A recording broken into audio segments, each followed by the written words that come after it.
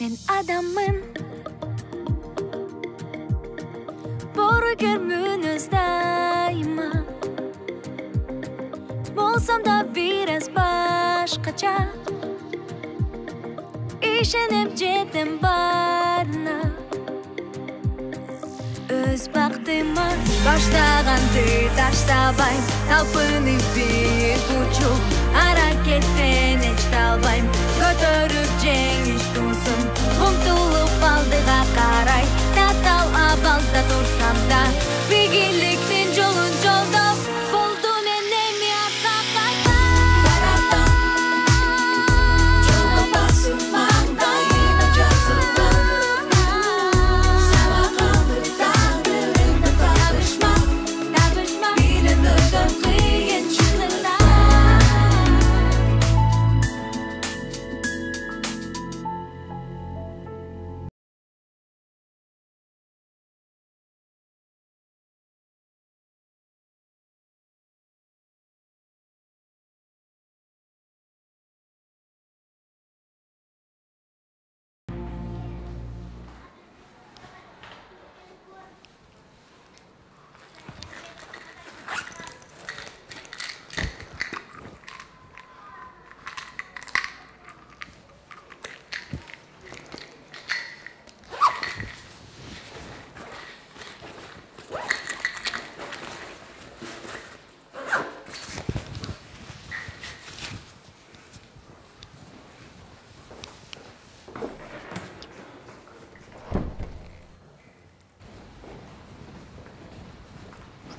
Айгыз.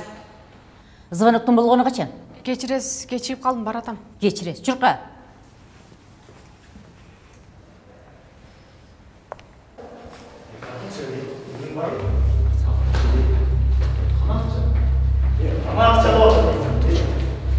Бери коюм я. Таап билесиң. Жет таппай эле акчаң бар. Кайда? Акчаң барбы, акчаң жокпу, брачка? Берсиз. Бутерброд бар турбайбы? Мессенджерде. Баган эмнең бар болду, кана карайын. Алып кел. Алсаңар болот. Бар сен бар. Окучу. Каяка куртасың? Чечсин. Чеч отам мен сага. Көрү. Пинал бар турбайбы? Бычыраган пинал. Бул сиздики? Алып кел, тиге. Келеде отур. Бер. Келеде отур. Келеде отур. Бер. Үй.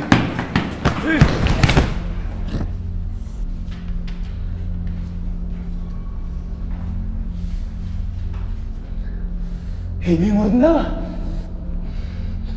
Bir жерім сызға демей отыр. Көрсетемін саған. Шашпаң.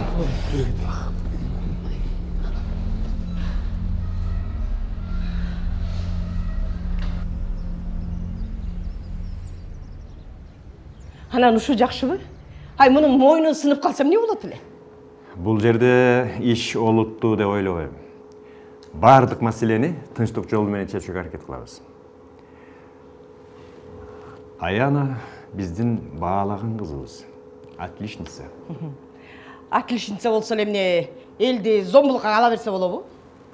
Мен антип айтайын деген жокмун. Силер мектепте эмнени үйрөтөсүңөр? Сиз директорсуз. Уялбайсызбы? Сиз директорсуз. Сиз зомбулукка каршы жумуш кылышыңыз керек. Өкүнүчтүүсү балаңызды үйдөн ушинтип үйрөтпөйсүз. Эмне? Сен мага акыл үйрөтөсүңбү? Кечирим сураганын ордуна бул мага акыл үйрөтөт го. Же эмне? Милицияга арыз жазыш керек окшойт. Ата милицияга керек жок. Ачуу калтырбайлы. Баарын тынчтык жолу менен чечсек болот. Аяна, биз биринчиден кечирим сурагандан баштасак оң болот го дейм. Эмне үчүн? Ал сизди коргогонумабы? Же өзүмдү коргоодон тайманбаганым үчүнбү? Аяна. Түшүнүктүү. Милиция болсо, милиция. Бас. коюңузчу. Аяна, сен бизди бир аз күтүп турасыңбы?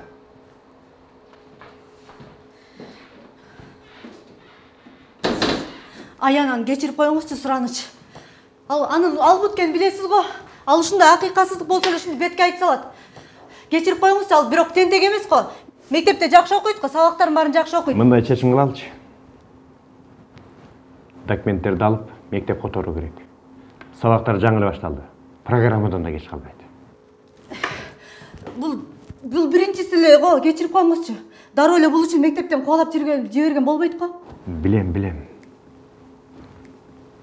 Эгер Айдардын апасы жашы жетелек, жашы өспүрүмдөр инспекторуна кайрылса, алар бизден дароо эле Аянанын өздүк делосын сурайт. А өздүк делонун ичинде анын саламаттыгы боюнча бардык маалыматтар бар. Андан ар жагын сиз билесиз.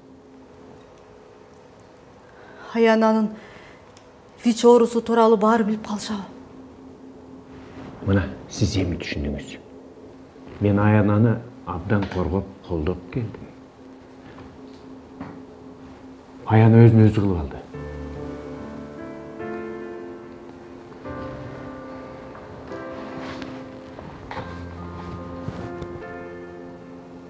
Мектеп которуу керек.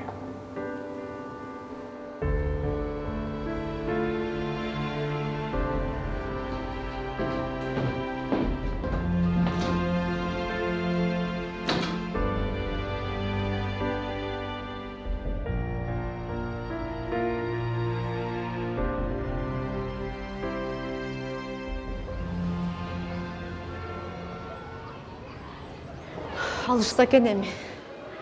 Директор сен менен сүйлөшөм деп калышы мүмкүн. Мен өзүм чакырам. Ушул жерде күтүп тур, макулбу? Жок апа. Азыр мен жүгүрүп барып, ичине сыргаткан мектепти изилдеп чыгам. Эмне кызыктар бар экен деп. Такылдаба. Сен дагы деле түшүнбөйт эт окшойсуң бардыгы чийлешип кеткенин. Дагы жакшы сен ушул мектепке кабыл алган макул болушту. Уруксатпы? Кирсек болобу? Суранам. Дагы бир нерселерге кабылбайм. Тынчыраак болуп турчу, э? Макул.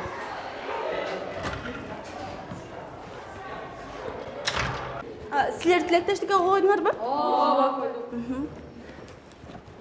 Салам, сен тилектештикке койдуңбу? Жок. Коюп коем да. Салам, Акылай. Сен тилектештикке койдуңбу? Тилектештик? Жок. Сен деле бактарды кыйганга каршы болсоң керек. Ооба, менимче. Демек кол коесуң. Атың ким? Аяна. Жок. Мен кол кое албайм. Эмнеге? Бактарды кыйганга каршысыңбы? Сен муну токтоткуң келбейби? Кое турсаң. Тиги банда сени коркутушкан го, э? Ким? Жок. Мен эч ким коркуткан жок. Мени мектепке кабыл алыша элек. Кое турсаң, мен түшүнгөн жокмун. Эмне болуп жатат? Түшүнгөндө эмне? Азыр баарын айтып берем. Мектептин активдерин туура эмес пайдалангандыктан улам, мектептин алма багы курап, түшүн бербей калды. Менеджмент боюнча суроо. Кураган бактарды сактап калуу үчүн эмне кылуу керек? Билбейм. Сугаруу керек, жаңысын отургузуу. Бинго. Рахмат. Кандай ойлойсуң, мектептин азыркы президенти Алтынбек эмне кылган жатат? Эмне? Мектептин алма багын бардыгын кыйып, алардын ордуна автопарковка салган жатат. Алтынбек ушундай чечимдерди чыгара алабы? Директор бул чечимди окуучулардын кароосуна койгон. Эгерде Алтынбекти кайрадан мектеп президенти кылып шайласа, анда бул нерсени ал сөзсүз ишке ашырат. Мына, банда ушулар.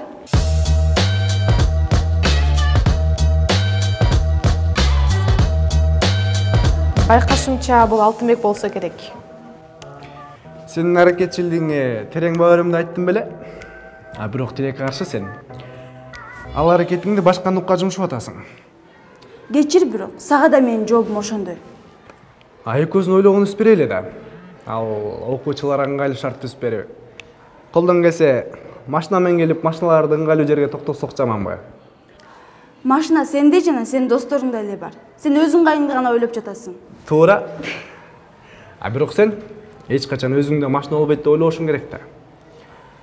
Алдыга максаттарды кой, аракет кылсаң, баары орундалат. Мисалы сен өзүң машинаң болушун каалайт белең? Жок. Жөө сейилдегенди жакшы көрөм. Бут кийимиңен көрүнүп турат. Бут кийим бул адамдын жүзү. Жүзүңдү көрдүм, менимче сага жөө жүргөндө эле жакшы алып келбептир. Эми эмне кылабыз? Жөө басканда пайдалуу болбосо, машинада да жүргүсү келбесе. Билбейм, анда балким куш чабышка үйрөнүш керектир. Түшүнүктүү, эмне эле бак отургузгулар келип атат десе.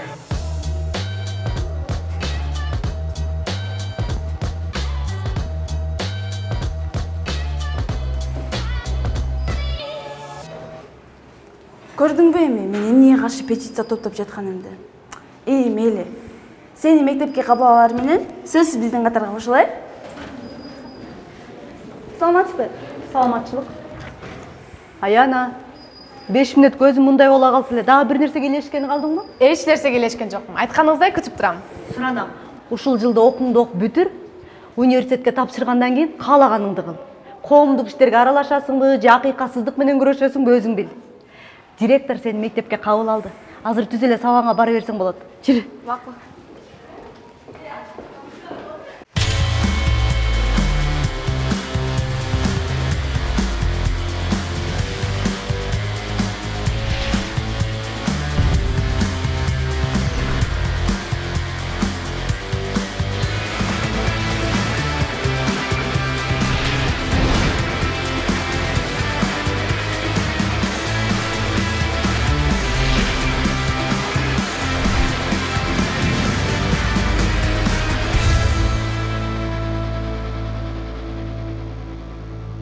Ушундай жол менен иммундук система башка тектеги агенттерди да тааныйт. Аларды биомолекулалардан өз клеткаларына бөлүп алып, көптөгөн козуткучтарды бактериядан тарта майда вирустарга чейин жок кыла алат. Уруксатпы? 11-А класспы? Ооба. Мен бул класска жаңы келдим. Атыңыз ким? Аяна Эркебаева. Кириңиз.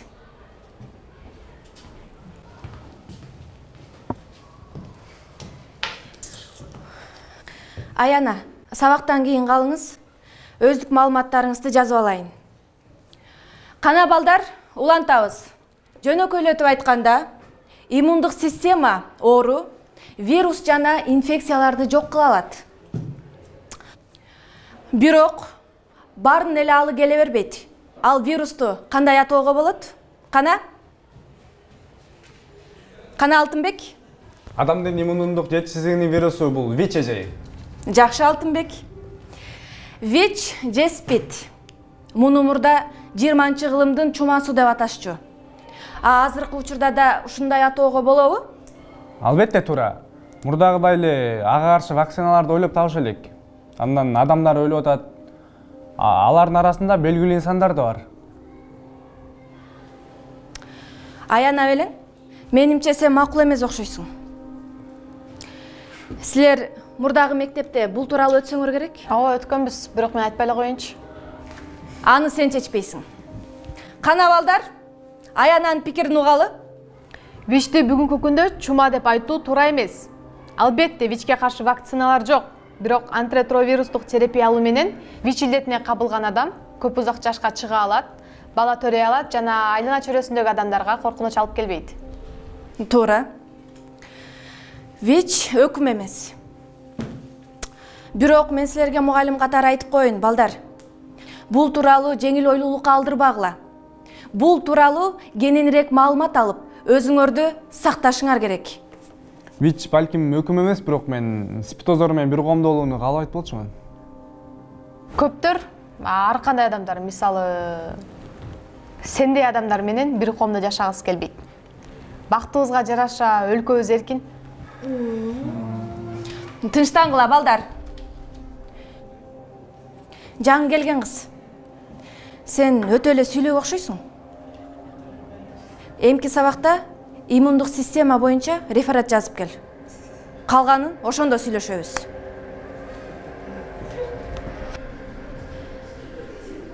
Достор, мен батил табышаларыңды айта албайм. Бирок өткүр экенсиң. Эмнеге бардыгы тиги Алтынбектен коркушат? Анын ата-энеси мектептин демөөрчүлөрү. Ошондуктан аны мен эч ким мамиле бузгусу келбейт. Аны кайрадан эле мектеп президенти кылып шайлайт болуш керек. Шайлоого сен өзүң катышың керек. Бул мектепке эмне керек экенин сен жакшы билесиң. Жок, Аяна. Мен билгеним менен бөлүшөм, кеңеш бере алам.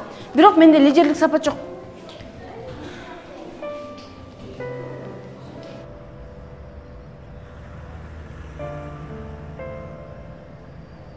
Жаңы мектебиң кандай экен? Кимдер менен тааныштың? Аябай активдүү күн болду. Мектеп өзү эле активдүү экен. Мектептин президенти бар экен. Айрымдар жарандык компанияларды уюштуруп атат. Жакында окуучулар арасында шайлоо болот экен.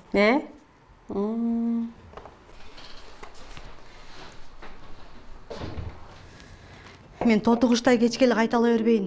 Экөөбүз сүйлөшкөнбүз. Эсиңден чыгарба, макулбу? Ооба апа, эч кандай активдүү иштерге аралашпайм. Эпте окууну бүтүрүү. Мен сага кабатыр болуп атпаймбы? Эгер сенин статусуңду билип калышса, кыйын болот. Өз башыман өттү го. Азыр убакыт башка да апа. Кызым, убакыт өзгөргөн менен адамдардын өзгөрүшү кыйын го. Мен сага залаккас тийип калбасын деп сени аябап атпаймбы? Сиз кабатырламаңызчы. Бак жинайын,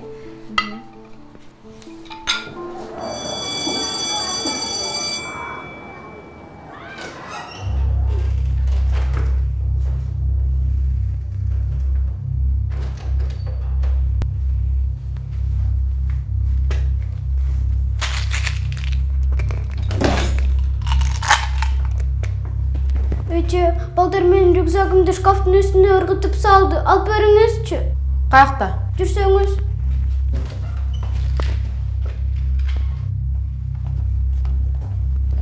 Тигине деде ыргытып салды. Алып бериңизчи.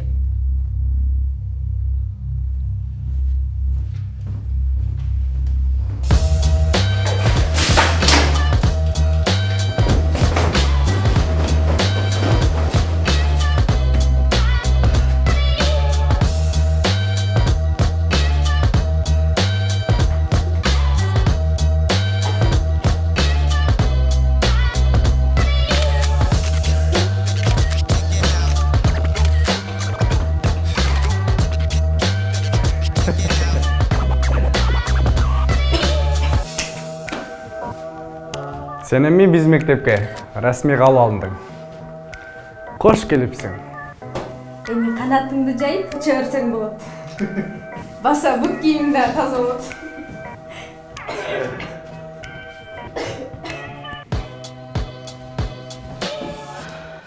Угары мен чуркап келбедимби? Бул эмне деген акмакчылык? Кайдан уктуң? Сен биздин мектептин группаларында, чаттарында бардыгына тарап кетипсиң. Эми эмне кылам? Аяна, капаланбачы. Булар жаңы келгендердин бардыгын ушунтушет. Сен бул кабыл алуунун биринчиси же акыркысы эмессиң. Эми сабакка кантип барам?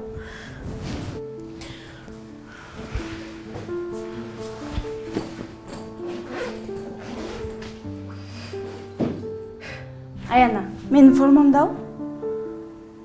Мен ансыз да дене тербие сабагына баргым келбей жаткан. Рахмат.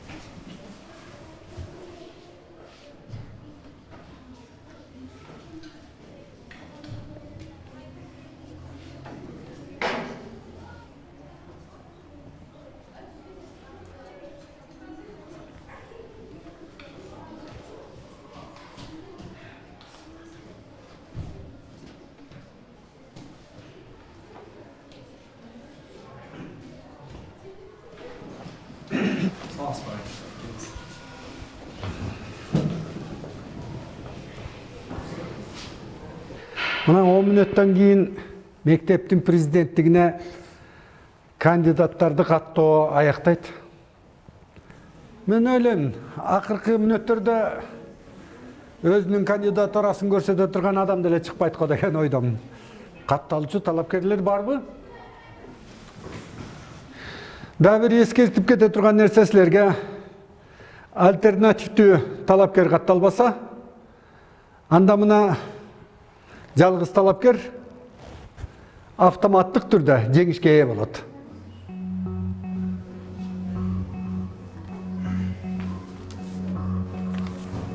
Сен өзүң талапкерлигиңди беришиң керек.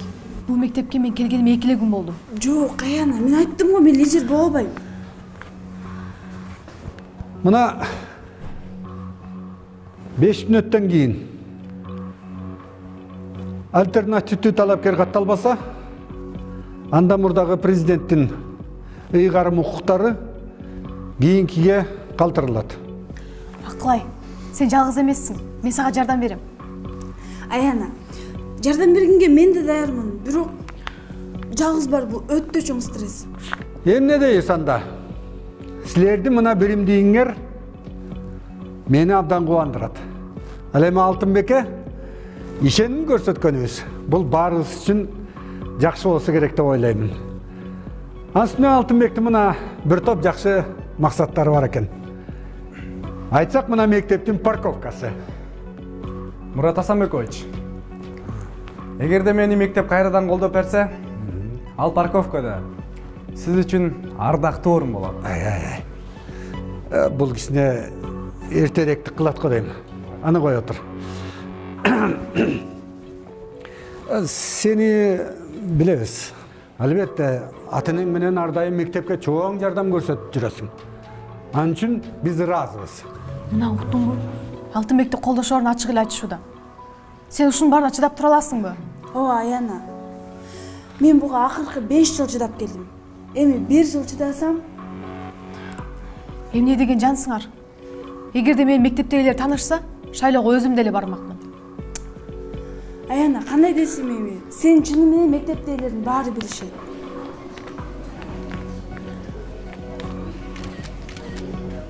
Кана? Мына 1 мүнөткө жетпеген бир аз гана убакыт калды. Каалоочулар барбы? Ал эми бир аздан кийин Алтынбекти куттуктай берсек болот го дейм, э? Каалоочулар бар.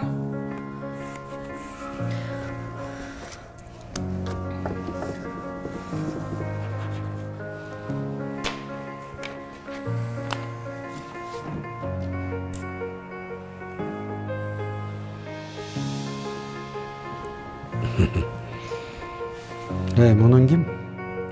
Биздин мектепке жаңы келди агай. Бале го. Кана, анда эмесе убактыбыз бүттү окшойт балдар. Урматтуу окуучулар. Мына кандидаттыкка заявкалар түштү. 1 жумадан кийин шайлоого келебиз баарыбыз. Азыр тарай берсеңер болот.